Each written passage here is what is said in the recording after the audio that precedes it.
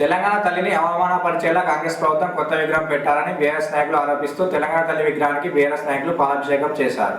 గంభీరావుపేట మండల కేంద్రంలో బీఆర్ఎస్ నాయకులు మాట్లాడుతూ కాంగ్రెస్ పార్టీ ప్రభుత్వం ఢిల్లీ పెద్దల మెప్పు కోసమే తెలంగాణ తల్లి విగ్రహం మార్పు చేసిందని మండిపడ్డారు.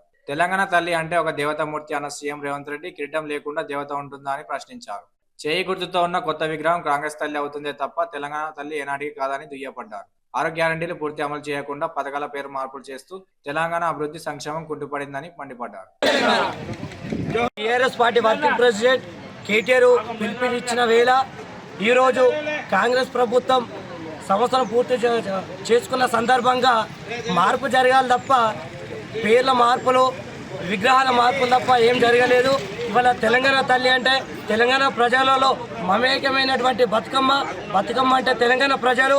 అలాంటి బతుకమ్మ లేకుండా ఒక సోనియా గాంధీ తల్లి విగ్రహాన్ని తయారు చేసి సోనియా గాంధీ మెప్పు కోసం మాత్రమే తెలంగాణ తల్లి విగ్రహాన్ని మార్పు చేసిండు రేవంత్ రెడ్డి. జాగ్రత్త, మేము హెచ్చరిస్తూ ఉన్నాం. రాబోయే కాలం మాదే. ఖచ్చితంగా మేము అధికారంలోకి వచ్చిన వెంటనే సకల మర్యాదలతో తెలంగాణ విగ్రహాన్ని, రాజీవ్ గాంధీ విగ్రహాన్ని అన్ని మర్యాదలతో గాంధీ భవన్కి తరలిస్తామని ఈ రకంగా హెచ్చరిస్తూ ఉన్నాం.